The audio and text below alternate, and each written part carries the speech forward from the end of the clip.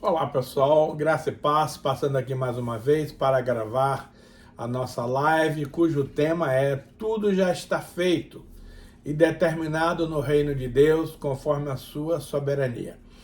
E o tema que nós vamos ler hoje, a primeira palavra é: a presciência de Deus determina todas as coisas. 1 Pedro 1:2 diz assim: eleitos segundo a presciência de Deus Pai, em santificação do Espírito, para a obediência e aspersão do sangue de Jesus Cristo, graça e paz vos sejam multiplicadas. Vamos ter uma palavra de oração. Pai querido, Pai amado, muito obrigado, Senhor, por esse momento que estamos aqui na Tua presença, Pai, para gravarmos mais um vídeo a respeito das novidades da Tua palavra, das revelações da Tua palavra, do poder da Tua palavra. Senhor, eu quero declarar a minha total dependência do Espírito Santo de Deus para que eu possa, Senhor, ministrar essa palavra aos Teus filhos nesse momento.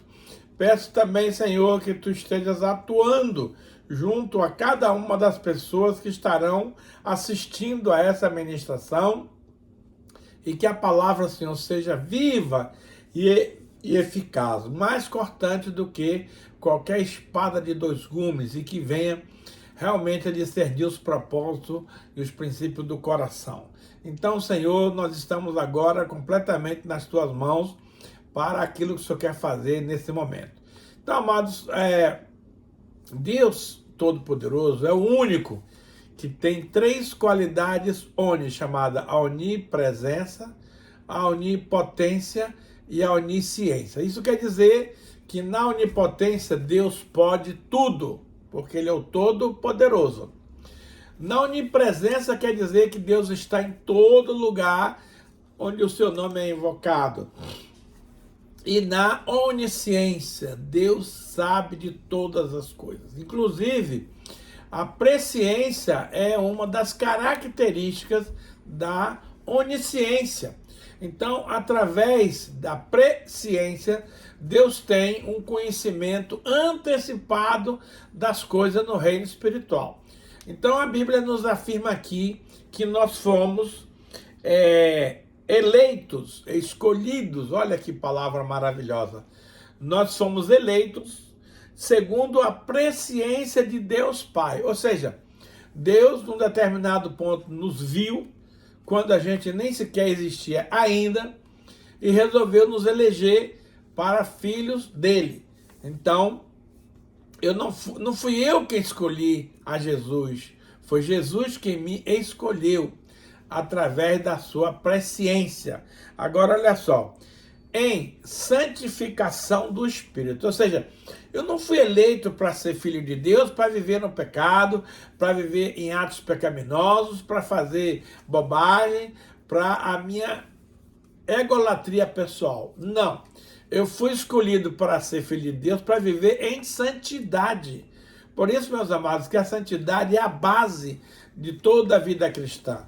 Lá em Hebreus 12:14 diz: seguir a paz com todos é a santificação, sem a qual ninguém verá o Senhor.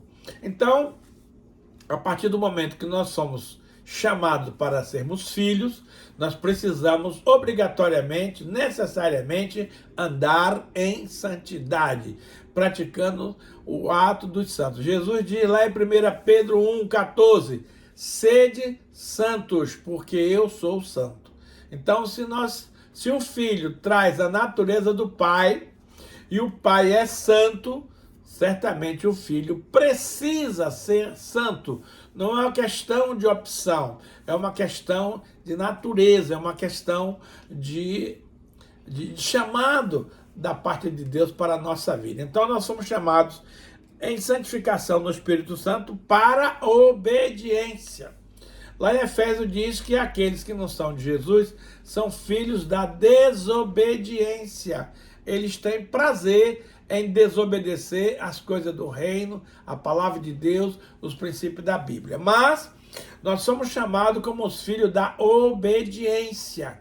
Então, depois que você está vivendo em santidade, a próxima etapa da sua vida e da minha vida é viver em obediência aos mandamentos, à palavra, às direções, às coisas que o Espírito Santo vai nos dirigir. Porque está escrito em Romanos 8,14 que aqueles que vivem dirigidos, aqueles que são guiados pelo Espírito Santo, esses é que são os filhos de Deus. É muito interessante que a ordem nesse versículo, ela é inversa. Então ela não diz que todos os filhos de Deus são guiados pelo Espírito Santo, pelo contrário. Aqueles que são guiados pelo Espírito Santo é que são filhos de Deus. Então, primeira coisa, Deus me elege para ser filho dele. Segundo lugar, para viver em santidade. Terceiro lugar, para prestar obediência completa e total ao nosso Deus, ao Espírito Santo, a Jesus Cristo. Então, meu amado, se você que se diz cristão não estiver vivenciando esses parâmetros que eu citei aqui, de santidade, de obediência, eu quero questionar essa sua posição de santidade, porque o Filho traz a natureza do Pai, e a natureza de meu Pai é santa, porque Ele é santo. E Ele diz mais aqui, que nós alcançamos tudo isso aqui através da aspersão do sangue de Jesus Cristo. Graça e paz vos sejam multiplicadas. Querido, duas palavrinhas-chave aqui, graça. Graça é o poder que Deus nos concede de suportar as tribulações da vida, as adversidades, os problemas, as situações. A graça nos capacita a viver uma vida digna, uma vida maravilhosa diante do Senhor. O apóstolo Paulo foi atormentado por um espinho na carne, e ele orou 3 vezes pedindo que Deus livrasse ele daquele tormento. E o Senhor simplesmente disse: Paulo, a minha graça te basta, porque o poder se aperfeiçoa na fraqueza. Quando você está fraco, aí é que você está forte. Então a graça, meus amados, é algo tremendo e maravilhoso. E uma outra palavrinha-chave, graça e paz. Você pode ter, meu amado, todos os tesouros desse mundo, todo o sucesso na mídia, tudo de melhor que você possa ter. Mas, se você não dispuser da paz no seu coração, nada disso te adianta. Na verdade, a paz não é apenas um estado de espírito.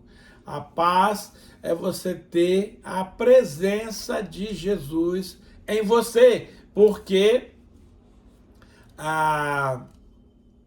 Jesus disse: a minha graça vos dou, não a dou como o mundo dá. O mundo dá uma graça circunstancial, ou seja, quando tudo está soprando a favor, você está tranquilo, mas a graça não é isso.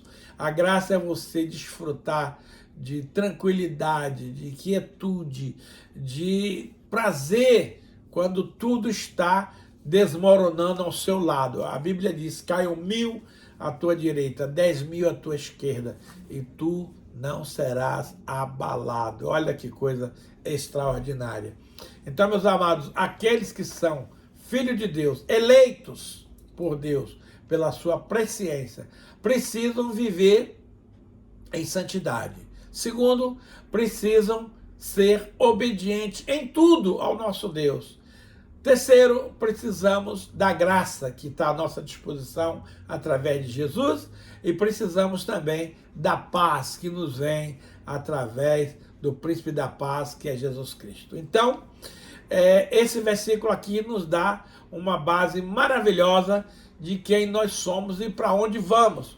Por isso é que nós precisamos, amados, agradecer a Deus pela sua presciência. Então, tudo isso aqui já foi designado, já foi determinado para nós. Agora, você pode simplesmente dizer: não quero, e Deus não vai te obrigar, porque Deus respeita o seu livre-arbítrio. Seja inteligente e desfrute dessa quietude, desse chamado, desta paz, de tudo isso que eu estou mencionando para você nesse versículo de 1 Pedro 1:2.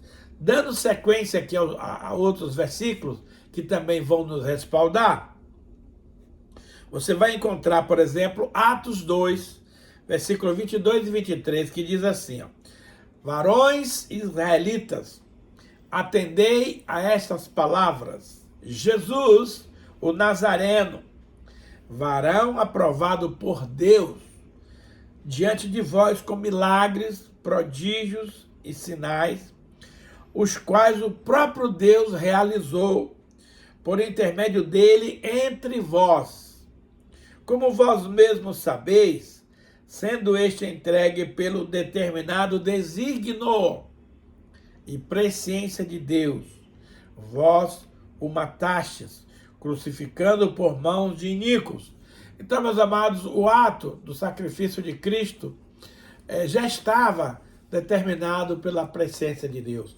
Então, os homens apenas cumpriram o processo e, naturalmente, arcaram com as suas consequências, porque Deus vai nos disciplinar, mas nós precisamos saber que tudo que fazemos aqui, de bom ou de mal, vai ter reflexo, vai ter consequência na nossa vida. Então, não foram apenas os romanos que crucificaram a Jesus, não foram apenas os judeus, mas ele já veio para esse mundo, amados, debaixo desse estigma, debaixo dessa predestinação de que ele seria maltratado, ele seria escarnecido, ele seria crucificado, mas ao terceiro dia ele iria ressurgir para reinar por todo o tempo, para ser o Senhor das nossas vidas. Então, muita gente fica chateado com os judeus, mas não foram os judeus que crucificaram a Cristo. Apenas as mãos dos judeus e dos romanos realizaram essa proeza que já estava pré-determinada pelos desígnios do Senhor. Romanos 8:29 também nos dá aqui uma palavra muito tremenda. Ele diz assim, porquanto aos que de antemão conheceu, também os predestinou para serem conforme a imagem de seu Filho, a fim de que ele seja o primogênito entre muitos irmãos. Meus irmãos, quando Jesus veio a esse mundo, nascido da Virgem Maria, ele veio a esse mundo como o unigênito de Deus. O que é isso? Ele veio a esse mundo como filho único. Por quê? Porque todas as outras pessoas que nasceram aqui a partir de Adão, eles se tornaram pecadores, porque o DNA do pecado veio através da semente do homem, de Adão. Então, todos os homens nascidos depois de Adão são pecadores, porque trazem em si o estigma, o DNA do pecado original do nosso pai. Porém, Jesus vem e paga a nossa culpa, paga os nossos pecados lá na cruz e nos concede a cidadania do reino de Deus. Que coisa linda. Agora, preste bem atenção no que eu vou lhe dizer. Eu e você fomos chamados não para ser pessoas comuns, não para ser pessoas normais, não. Nós somos chamados com um propósito, sermos iguais a Jesus de Nazaré. Ah, meu pastor, será que é possível alcançar essa dádiva, essa graça? É. Por quê? Porque quem acompanhou Jesus desde o seu nascimento, quem viveu com ele toda a sua vida terrena e depois disso foi o Espírito Santo. E esse mesmo Espírito Santo que veio com Jesus, que salvou Jesus, que ressuscitou Jesus, hoje ele está à nossa disposição. Então, do mesmo jeito que ele tratou com a santidade de Jesus Cristo, ele pode tratar com a sua e com a minha santidade. Agora, tudo no reino de Deus, amado, é se você quiser. Porque você pode se rebelar, Você pode dizer, não, isso é muito bom para os outros, para mim eu não quero. E Deus não vai, querido, te obrigar a fazer essas coisas. Então, cabe a mim, cabe a você fazer a escolha certa para que a gente possa viver o caráter de Cristo, a vida de Cristo. Então, se eu e você não tiver como propósito de vida o ser igual a Jesus, infelizmente você não vai morar com o papai lá no céu, porque lá no céu não há lugar para pecadores. Por isso que o texto diz que eu e você fomos predestinados para ser conforme a imagem de Jesus, a fim de que ele seja o primogênito entre muitos irmãos. Então, aqui Jesus sai da condição de unigênito para entrar na condição de primogênito. Então, quando Jesus subiu aos céus para estar com o papai, ele não subiu mais como um filho unigênito de Deus. Ele subiu como primogênito. O que é que isso significa? É que após a subida dele, muitos de nós vamos subir na sequência com o mesmo caráter, com a mesma santidade, com o mesmo DNA agora de Jesus Cristo de Nazaré, Filho único, Filho primogênito do Deus vivo. Então, Jesus puxou a fileira de outros filhos semelhantes a ele, que iremos morar com o papai lá na glória. Eu sei que para muitas pessoas isso parece uma loucura, porque o ser humano, ele é incapaz de pensar que ele pode ter uma vida de santidade. Eu quero te dizer que pode.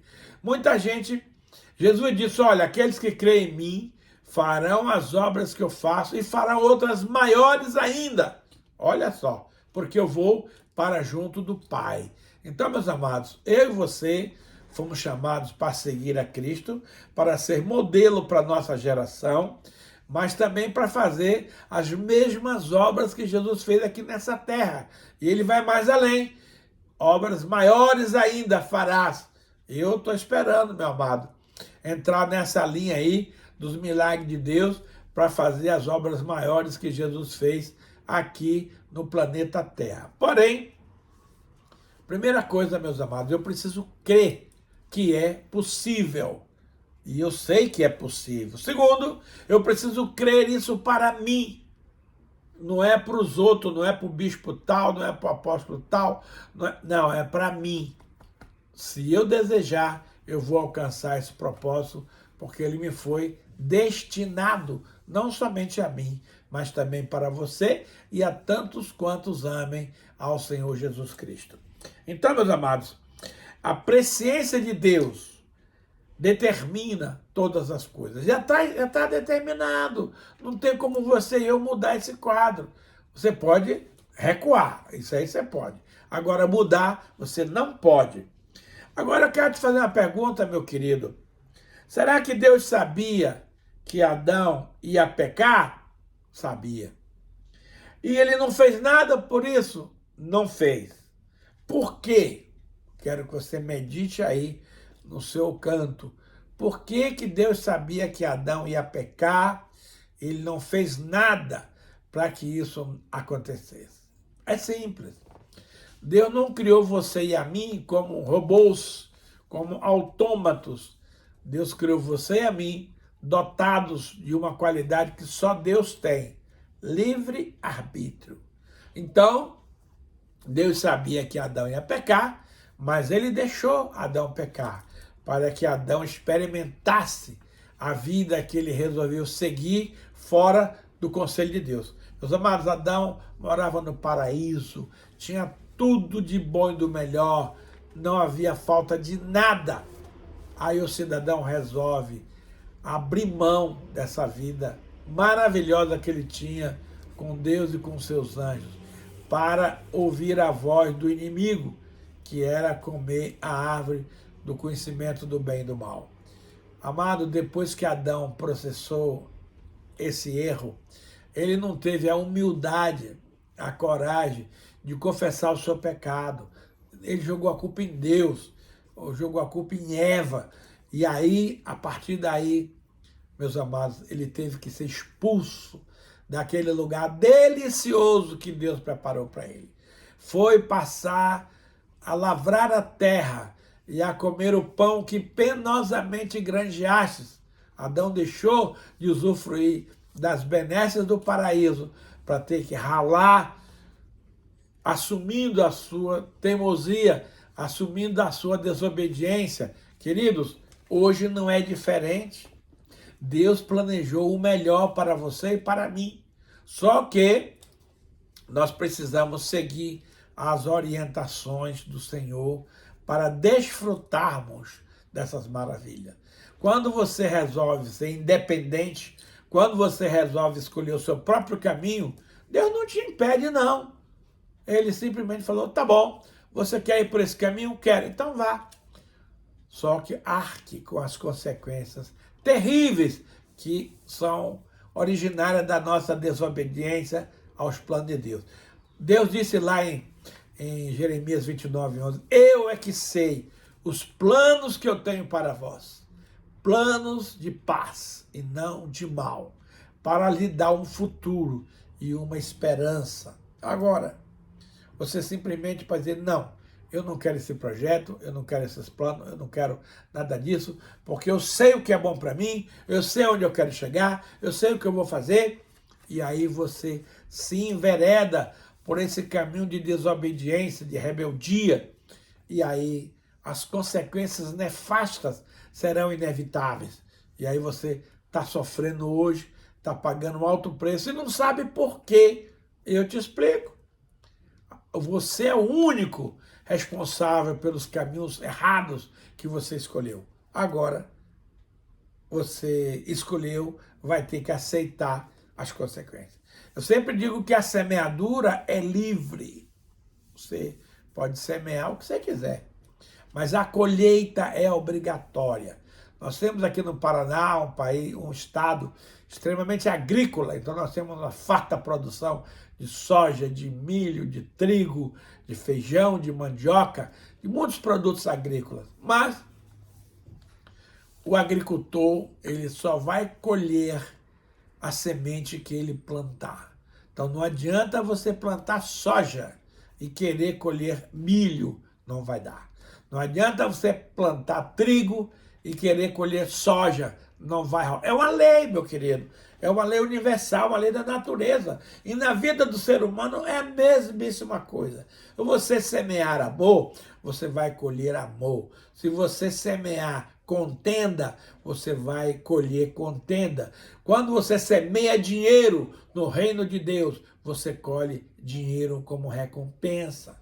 Agora, tem gente que não quer semear nada em termos financeiros. Vai viver uma vida de escassez, porque não vai colher. Então, querido, essa lei é uma lei universal, não tem jeito. Então, Adão, Deus deixou ele pecar, Deus tirou ele do paraíso e o Adão experimentou as consequências desagradáveis do seu pecado, né? Então, Deuteronômio 30, versículo 15, nos dá uma palavra muito interessante. Ele diz assim, ó, vê que proponho hoje a vida e o bem, a morte e o mal. Se guardares os mandamentos que hoje eu te ordeno, que mandamentos são esses? Que ames ao Senhor, teu Deus, ande nos seus caminhos, guarde os seus mandamentos e os seus estatutos, os seus juízos. Então viverás e te multiplicarás. E o Senhor teu Deus te abençoará na terra, a qual passa para possuí-la. Querido, quando alguém faz essa proposta para você e para mim, é muito interessante a nossa atitude. Não, eu quero o bem, eu quero a vida. Ah, maravilha. Só que você contradiz esse desejo com as suas atitudes. Porque aqui Deus claramente explica o que é que eu e você precisamos fazer para ter direito à vida, para ter direito ao bem. É simples, ó. Se guardares os mandamentos que hoje eu te ordeno. Primeira coisa, guardar a palavra de Deus. Segundo lugar, que ames ao Senhor teu Deus. Não é amar da boca para fora, é amar de todo o coração, de toda a tua alma, de toda a tua força. 3, guardar os mandamentos e os seus estatutos e os seus juízos. Então, se você fizer essas coisinhas simples aqui que Deus vai te dar, você viverá e te multiplicará. Mas, se você não guardar os mandamentos, não amar o Senhor, não andar nos caminhos do Senhor, automaticamente você escolheu o caminho da morte. Não, mas eu não escolhi o caminho da morte. Não escolheu o caminho da morte, mas trilhou os caminhos da morte. Não basta a sua palavra sim ou não. Tudo tem a ver com a sua atitude, com o seu comportamento, com a sua postura, com o seu testemunho de vida, meu amado. Então, ninguém de sã consciência vai escolher o mal ou a morte. Não, eu quero o bem, eu quero a vida. Mas não propõe fazer o que Deus manda. Então, meu querido, você vai cair fatalmente no outro lado da história. Deus é muito claro, ele é muito bondoso, ele é muito maravilhoso. Ele fala dos dois caminhos e explica por onde você deve andar. Agora, muita gente boa insiste em andar nos seus próprios caminhos e aí o prejuízo é fatal. O texto aqui continua falando que Deus tomou como testemunho o sol e a lua, que ele nos propôs o bem, explica mais uma vez as coisas, mas a pessoa involuntariamente resolveu trilhar o caminho do mal. Então não adianta você dizer 1000 vezes que você quer a vida e o bem, quando você está praticando os princípios do mal. É isso, meu amado, que você e eu precisamos entender. Andar com Deus significa renúncia. Andar com Deus significa obediência. Andar com Deus significa não discutir com Deus. Simplesmente cumprir a palavra e as coisas que ele te dá. Interessante que Josué 24, versículo 14 e 15, diz assim, ó. Agora, pois, isso Josué chegando na frente do rio Jordão e propondo um pacto para com a nação de Israel antes de entrar na terra prometida. Ó, até aqui vocês fizeram, aconteceram, pintaram e bordaram. Só que agora, a partir de hoje, nós temos que tomar uma posição. E aí ele diz, agora, pois, temei ao Senhor. Primeira coisa que eu e você precisamos fazer, temer ao Senhor. 2, serviu com integridade e com fidelidade. Então, temor do Senhor, servir ao Senhor com integralidade e com fidelidade. Agora, olha só. Deitai fora os deuses aos quais serviram vossos pais da além do Eufrates e do Egito e servi ao Senhor. Eu acho isso maravilhoso. Agora, porém, se vos parece mal servir ao Senhor, escolhei hoje a quem servais. Se aos deuses a quem serviram vossos pais, que estavam da além do Eufrates, ou aos deuses dos amorreus em cuja terra habitais. Eu e a minha casa serviremos ao Senhor. Poxa vida, Josué aqui dá um checkmate naquele povo. Olha, vocês podem fazer o que vocês quiserem, ir para onde vocês quiserem, o problema é de vocês. Mas eu quero lhes dizer algo, que eu, Josué, e a minha casa serviremos ao Senhor. E sabe o que o povo falou? Não, Josué, nós também queremos servir ao Senhor. Mais uma vez, afirma uma coisa com as palavras e nega com as atitudes. Por quê? Deus não está apenas preocupado com as suas palavras. Deus está interessado no seu comportamento, na sua atitude, nas intenções do seu coração.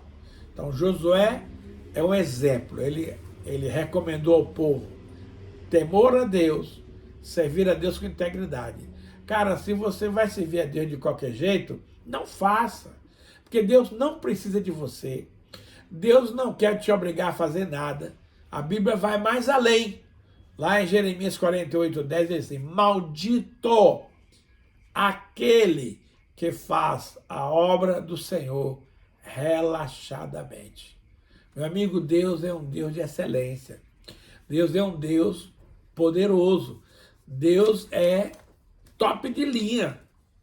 Então, não adianta você querer servir a Deus meia boca. Deus não aceita.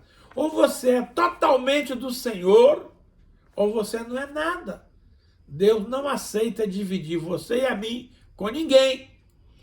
Então pense bem nisso, que antes de qualquer coisa, você precisa temer a Deus. Temer a Deus é amá-lo, respeitá-lo, honrá-lo e evitar o pecado. É o temor de Deus que nos permite evitar o pecado. Segundo, servir com integridade. Ah, mas servir a Deus é muito fácil, mas o meu vizinho veio aqui pedir uma carona para levar o filho dele no hospital, mas eu não posso, estou sem gasolina, estou cansado, agora eu vou ver o jogo do Brasil. Ei, Deus não precisa de você tecnicamente. Quando fala-se de servir a Deus, é servir aos irmãos, servir aos necessitados, servir aqueles que precisam. Então, por favor, compreenda essa maravilha do servir ao nosso Deus. Então, se é para fazer de qualquer jeito, não faça. Eu sempre digo isso, se eu peço um favor para alguém, se você não fizer de todo o seu coração, então não faz.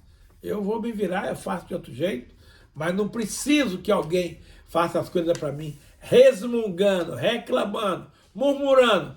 Imagina, se eu que sou humano não gosto, que dirá o nosso Pai Celestial, que é todo santo, que é maravilhoso e que é cheio de bondade. Então, Josué, antes de entrar na terra, deu um checkmate ao povo. Só que o povo disse que ia fazer, mas no fim não fez. É igual aquela história de um homem que tinha 2 filhos. Chamou o primeiro e falou: filho, eu quero que você vá me ajudar lá na roça. E o filho falou: tá bom, meu pai, eu vou. Aí chegou para o segundo e disse: seu filho, eu preciso que você vá me ajudar lá na roça, na plantação. Ah, não vou não, meu pai, eu tenho o que fazer, eu tenho uns DVD para assistir, desculpa aí, mas não vai dar, tá, pai? Ok. O tempo passou. E aquele que disse que ia, não foi. E aquele que disse que não ia, foi. Então vem a pergunta: qual desses que obedeceu ao pai? O que disse que ia e não foi? Ou o que disse que não ia e foi? O segundo. Então preste atenção numa coisa.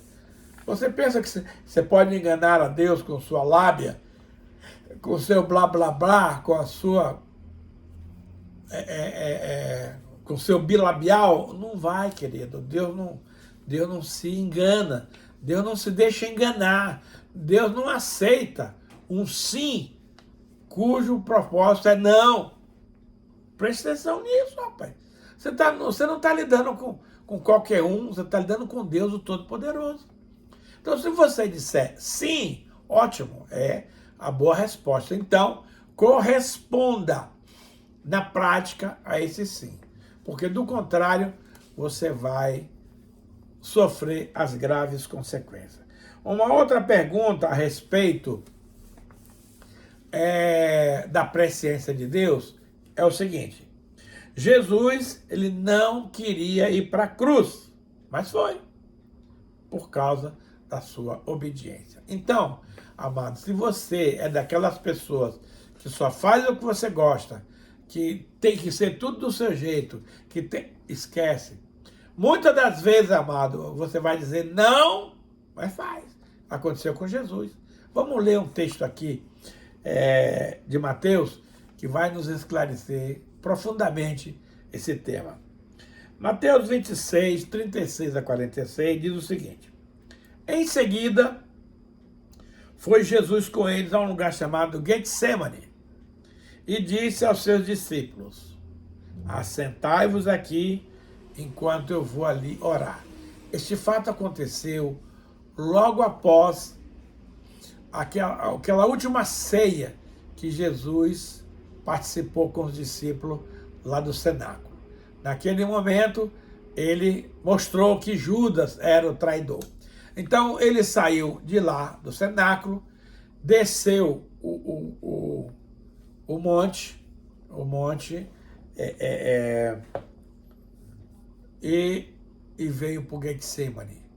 Chegando lá no Getsemane, ele deixou os 12 ali sentadinho, e foi com 3, escolheu 3 que era mais íntimo dele para ele ir orar. Estou querendo me lembrar agora o nome do monte. Depois eu me lembro, agora deu um branco. E levando consigo a Pedro e os 2 filhos de Zebedeu, começou a entristecer-se e a angustiar-se. Meu querido, este foi o momento de trevas. Esse foi o pior momento que Jesus passou na sua vida, tá? Então, ele começou a entristecer-se e a angustiar-se. Então lhes disse: a minha alma está profundamente triste até a morte. Ficai aqui e vigiai comigo. Sabe, irmãos? Adiantando-se um pouco, prostrou-se ao seu rosto e orando, dizendo: meu Pai, se possível, passe de mim esse cálice. Todavia, não seja como eu quero, e sim como tu queres. Veja, ele está dizendo para o Pai claramente que ele não quer ir para a cruz. Mas, se essa for a vontade do Pai, certamente ele vai cumprir, porque Jesus era aquele que fez em todo momento a vontade do Pai. E voltando-se para os discípulos,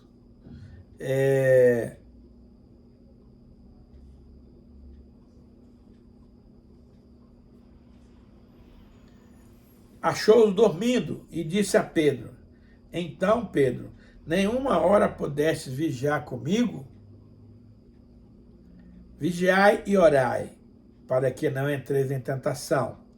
O espírito, na verdade, está pronto, mas a carne é fraca. Queridos, o mínimo que eu e você podemos dar a Deus é 1 hora vigiando, em oração, em favor das coisas do reino, tá?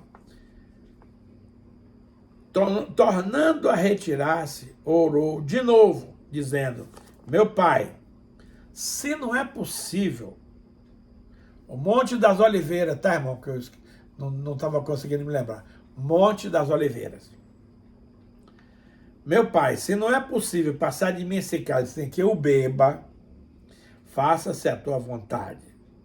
Então, mais uma vez, Jesus demonstra o seu desejo de não passar pela cruz, mas ele abre mão da sua vontade para cumprir a vontade do Pai.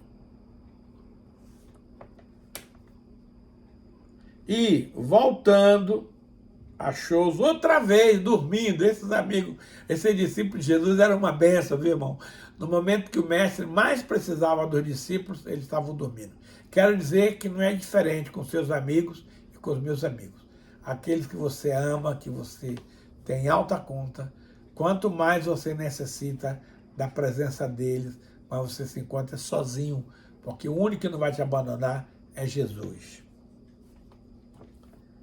Deixando-os novamente, foi orar pela 3ª vez, olha só, repetindo as mesmas palavras. Então, voltou-se para os discípulos e lhe disse: ainda dormis e repousais? Eis que é chegada a hora. Opa, a palavra-chave, é chegada a hora. E o Filho do Homem está sendo entregue nas mãos dos pecadores.